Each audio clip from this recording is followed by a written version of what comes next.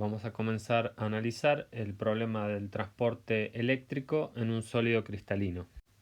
Supongamos que tenemos un trozo de material a través del cual hacemos pasar una corriente y medimos la caída de potencial entre dos puntos. Ohm en 1827 descubrió que había una relación lineal entre esa caída de potencial y la corriente aplicada. Si uno aumentaba la corriente, el voltaje lo hacía de forma proporcional y la constante de proporcionalidad se llama resistencia eléctrica. Joule hizo otra observación muy importante en 1841 y es que la energía disipada en el material por unidad de tiempo es proporcional a la resistencia eléctrica y va con la corriente elevada al cuadrado. Esta potencia disipada en el material es muy útil si uno quiere hacer un secador de pelo o una calefacción, pero trae serios problemas si uno quiere hacer una línea de transmisión que lleve energía eléctrica desde una represa hidroeléctrica hasta una gran ciudad. Entonces la resistencia eléctrica es algo que uno en general va a querer controlar, pero resulta que esta resistencia depende de la geometría en la que estamos haciendo el experimento. No es una propiedad intrínseca del material que estamos estudiando, sino que, por ejemplo, en este trozo de material, si hacemos la sección transversal A cada vez más chica, va a aumentar la resistencia.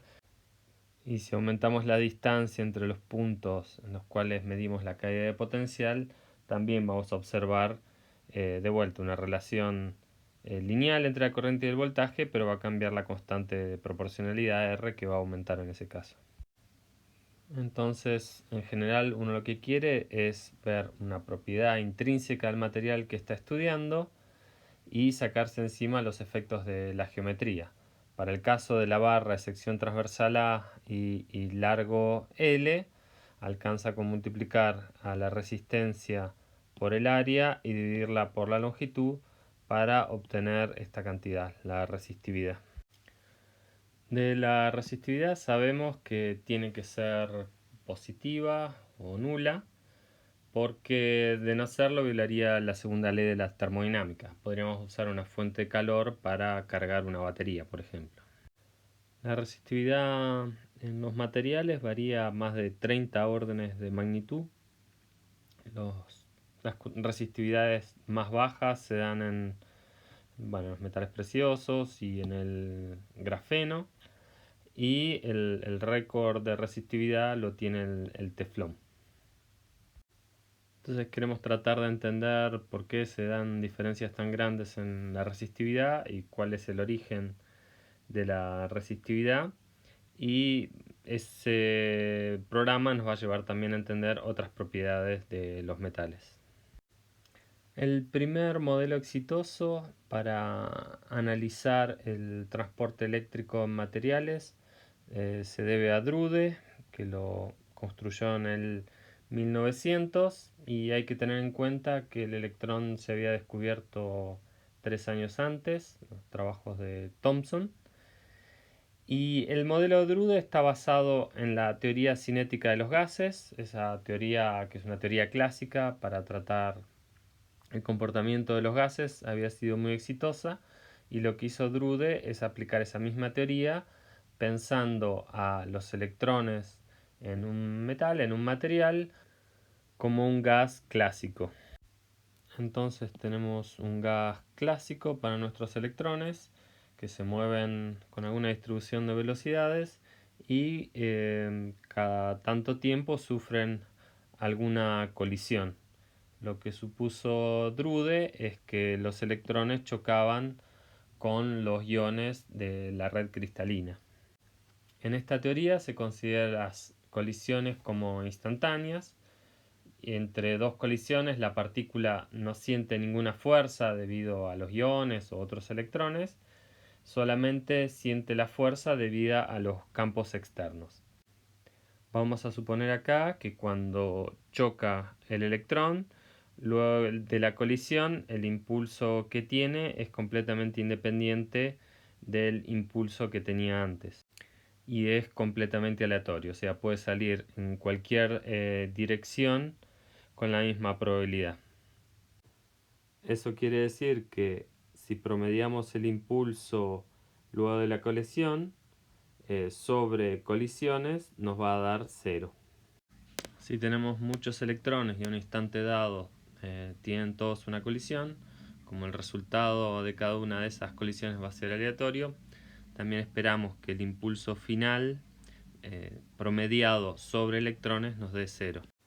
Vamos a suponer un proceso estocástico para las colisiones y en un diferencial de tiempo dt, la probabilidad de que un electrón haya chocado con algo va a ser diferencial de t sobre tau, y este tau es un tiempo característico para las colisiones, se conoce como tiempo de relajación y nos va a dar el tiempo típico entre colisiones.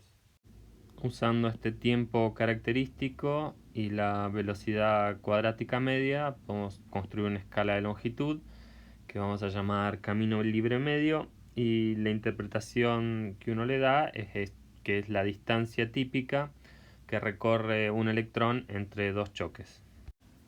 Lo que queremos hacer ahora es construir una ecuación diferencial para el impulso del electrón que nos diga cómo evoluciona ese impulso en función del tiempo. Como tenemos un proceso estocástico, que son los choques, las colisiones que tiene el electrón y que hacen que el impulso del electrón salga en cualquier dirección, lo que nos va a interesar es un impulso promedio, y ese promedio es sobre los posibles resultados de la colisión. Entonces supongamos que tenemos el impulso a un tiempo dado y queremos saber qué ocurre después de un diferencial de tiempo dt. El electrón tiene una probabilidad diferencial de t sobre tau de haber chocado, y si eso ocurre, impulsa a un tiempo más diferencial de t, va a ser este impulso final, que es una variable estocástica, sale en cualquier dirección con igual probabilidad.